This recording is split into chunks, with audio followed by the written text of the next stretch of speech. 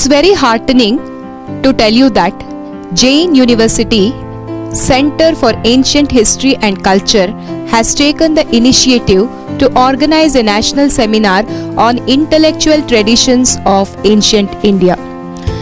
The basic reason why this seminar was organized and why it was titled so was to make the youth of today understand the rich heritage that India has in itself. For the seminar, doyens in the field are invited who would give us insights about the intellectual traditions, and the 3-day deliberation would certainly lead to some kind of insight into these factors, which would further lead to various dialogues. We are having with us the chairman of the Indian Council for Historical Research, Professor Y Sudershana Rao. Very kind of you, sir, for having graced this occasion as the chief guest. Sir, we would like to ask you a few questions as to what you would think about this national seminar and what would be the outcome of the 3-day dialogue that we would be having. The first of it is, what is your view on the intellectual traditions of ancient India? How is it significant today? I deem it as a great privilege to be here in the midst of so many scientists and very senior researchers and scholars. In fact, this kind of conferences or seminars or discussion forums are very welcome for the development of the discipline and also the general understanding of the historical developments of any country. And in fact, the cross-section of intellectuals have to meet so that the modern days mostly everybody is confined to a very small area of study in their researches, and then when they are taking up further researches, I think they are confining themselves to a very small area, micro studies, most of them, and the macro studies and then the ancient studies have been almost neglected these times. And the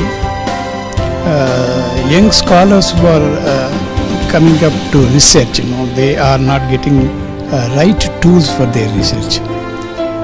So no subject is itself, it can stand on its own legs, because unless it is helped by the other sister disciplines.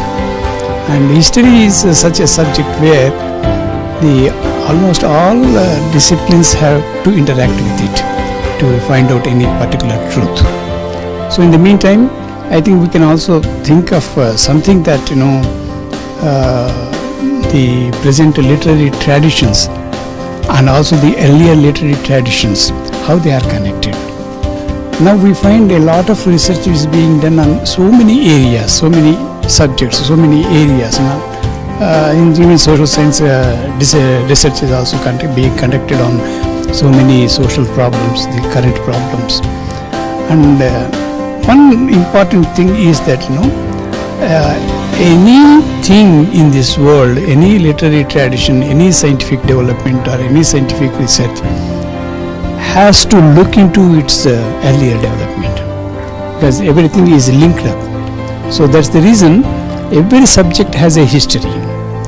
And when anybody is trying to do some research in a particular subject or a particular field of study, I think he has to look into the past history. So similarly, our tradition, the present tradition, how they are related, how it is a development over the past. So that has to be first understood by a researcher first. In the ancient times, I think we had so much of literature that has been dated roughly from about 2000 BC, and which continued for a longer time as an oral tradition, and then it is reduced to the writing, which we can understand today from almost 3rd century BC, like that. So we call a historical period in the Indian context has started from 3rd century or 4th century BC. But now when we are looking into this historical tradition or the literary tradition or the formation of script, or then the script that is decipherable now, so that that itself denotes that there was a great literary tradition even earlier.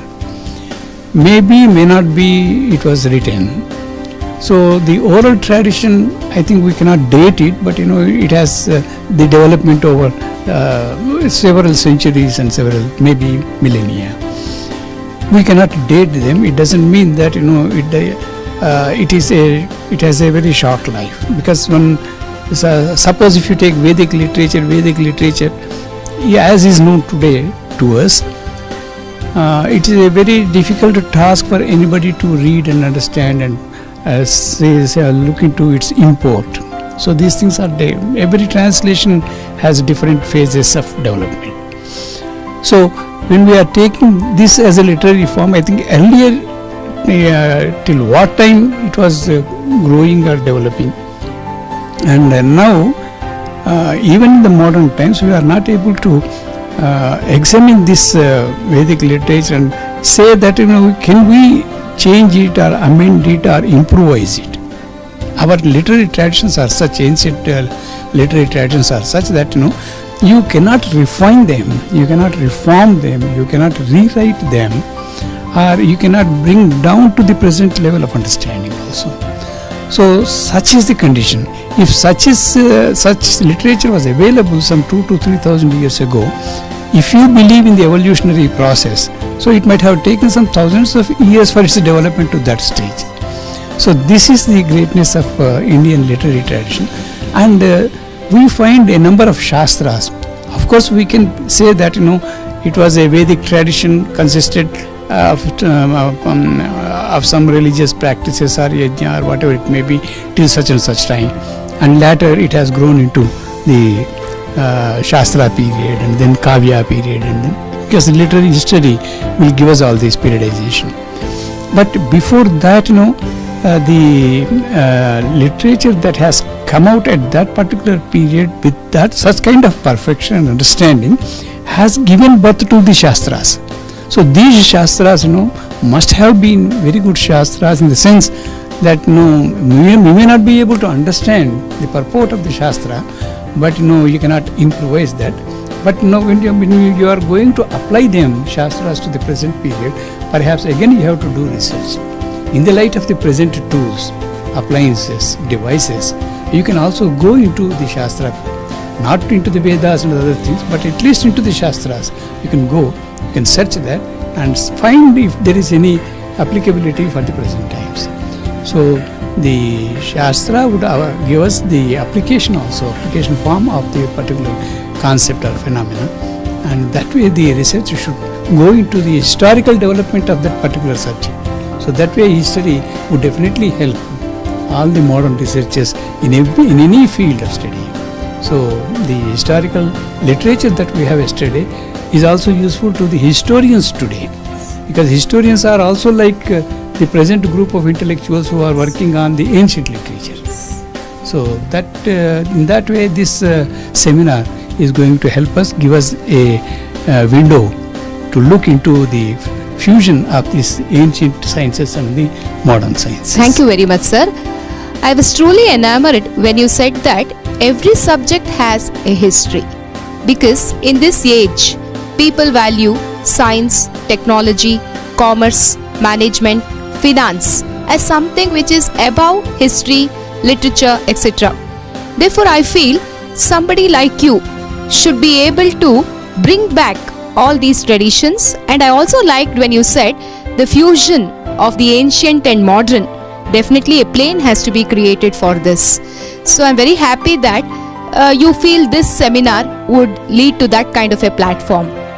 Now coming to the next part of it, what is the relevance of national seminars like these? National seminar will bring those researchers who are interested in a particular field to come together on a common platform and discuss their problems in their researches.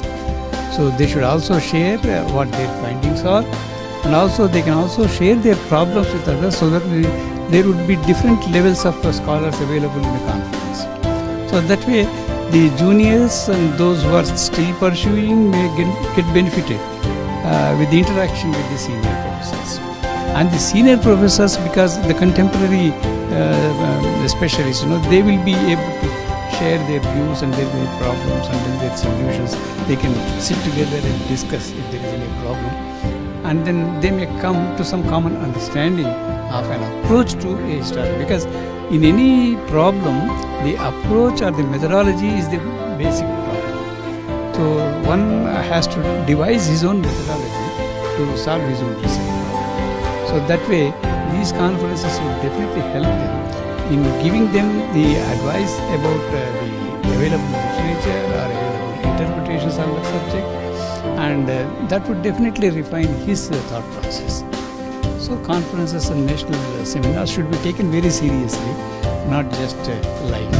Thank you, sir.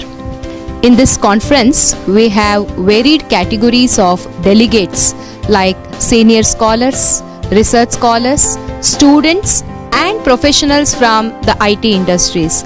Definitely, whatever you have said is in the truest sense of the spirit and the word. Sir, what is the role of history in today's context? How important do you think is the study of history, especially to a country like India? History is definitely necessary and essential for any country, for any people. Even a small tribe, it should have its own history and they should know what their history is. And even small community, because nowadays we say in the modern times, in history also mostly micro studies are coming up. A region or a place or an individual or an event. So these are the driving forces to study or take up research in history. That's welcome. But the problem is that they should see that they are going to be a part of the whole movement. Suppose if you study about the freedom movement in Karnataka, this should be studied as a part of the whole national movement. So if the researcher has this magnum idea or macro idea, I think his study is going to contribute to the national history. So that way the micro studies are most welcome. They would definitely enrich our understanding of each and every area and its participation, each and every community, their participation for the common good and national good. So the purpose of research must be common good, national good, or the good at large humanity, because the scientific researchers should benefit the entire humanity. Similarly, historical research would also benefit the entire humanity, and so that the present differences by the denominations of caste, creed and all this religion, and these should have been wiped out.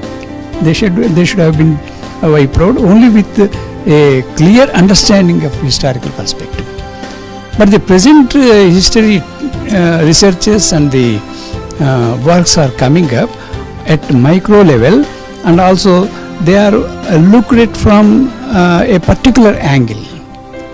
So suppose if you are looking the entire ancient and medieval or modern Indian history from the economic point of view, or a commercial point of view, or a religious point of view, if you take only one perspective and then try to study the macro history, then you are losing so many other finer aspects of the human culture. Human culture has so many, almost it has multifaceted culture. So it has to deal with all these things.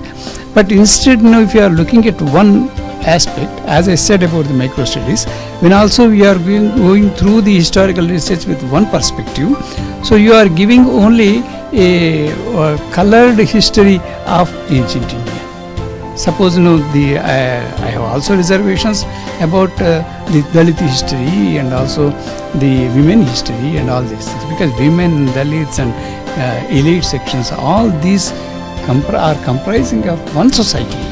So as a social situation, you have to look at it, and as social problems, you have to denote them. You have to point out what the problems of a particular community are in the context of the entire society.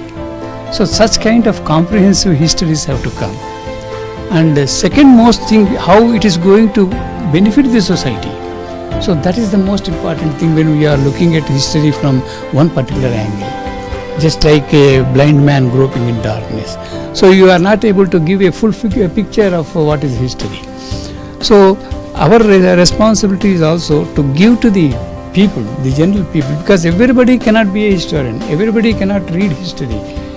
But the history should go to him. He should know about his society, about his place in society, and about his past, about his culture, and about what the purpose of his life is, how the history has given them a narrative. So for that, mostly what we do, the present researchers, they are only confined to our libraries. Only research scholars, they only the one who is going to look into that particular problem is going to your book. Otherwise, your book is not read by anybody. So it is not reaching people. All researchers must reach people. In that way, the common man has to be educated. For him, again, he has to go down to the level of common man and make him understand about the concepts of history, about the developments of history. So he has a right to know about himself. So this effort also should be taken by the historian, and when he is writing to the scholars, he should also write to the common man. So there should be 2 or 3 versions of what he is going to tell about the society. When he is going to tell about the society, that should always be pointing out to a common good of the society and not a divisive society. So he should not appeal to the divisiveness of the society, but for the common good of the society. That should be the purpose of history. So that has to be pursued by our modern researchers, and then we can make a useful study of history and useful propagation of history. In the context of the complex social realities that the entire India is facing, there is a cry for the youth to join hands in nation development. And I could clearly gauge from what you said that whatever we do, whatever we study, wherever we do our research, whatever domain be it, we have to have a holistic perspective. Therefore, I feel this is a very good message to the young researchers as well as the research scholars who are of the previous generation. Sir, how do you see the current trends in postmodern history or historiography? Are they becoming too scientific for your liking? Postmodern history, or generally we call here post-independence history. And in the postmodernism, generally it aims at deconstructing the theories, and that is also a Western trend. That's not an Indian trend. It's only a Western trend, and that is being now applied to the social sciences and also in the studies of history. That is a debatable point, to what extent it is useful to us. But in the context of Indian history, postmodernism, not in the sense of the Euro, but in the sense of Indian history, is going to be necessary, because just now I told you that these theories that have been built up on the historical developments in the past 200 to 300 years, those theories do not have a strong base, because now if you suggest any alternative, the evidences that you are asking us, demanding from us, from a new historian with a new thought, then apply the same principles to those centuries, 18th centuries and 19th centuries, where these theories have come up. Did they satisfy your level of questioning? If such is the case, that theory can be accepted now. If that theory doesn't agree to your questions, then you should be able to say that we can do away with that theory. As a matter of fact, in history, theory-based history cannot be done. And what we find generally in the empirical social sciences, where the economic studies are being done, and that is possible only in the contemporary level, contemporary period, and also it may tell you about it may give you some projections for the future. That is short future or near future. It can't, because based on these economic studies, you cannot just form a economic policy for the 50 years to come or 100 years to come, because that will be again changing. And all empirical studies are only short-lived. After that, that becomes redundant. Similarly, our historical studies, when we confine them to a particular angle, so they are going to be redundant in future. So comprehensive histories have to come, and comprehensive histories have to solve. But we should also agree that history is not going to be a predictive science. So history can only give you a background, because every person has a shade behind him. Similarly, every subject has a shade behind it. So it only grows out of that. So that has to grow. For that, the history is important. History should be taken as a base for your study, but history does not project you to the future.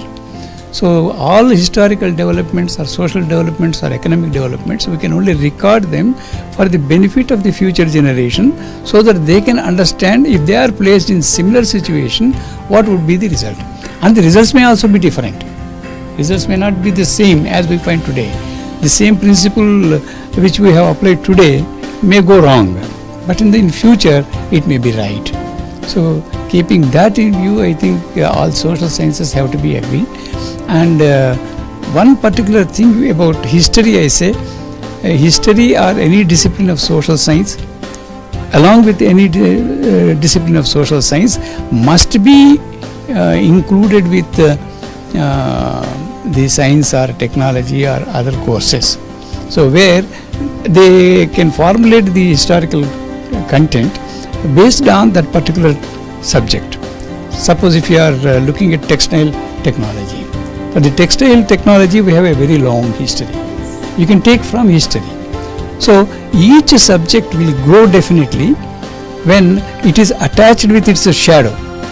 If you study that shadow, we have fashions technology is there, cosmetic technology is there, and construction technology is there, and also the architectural styles.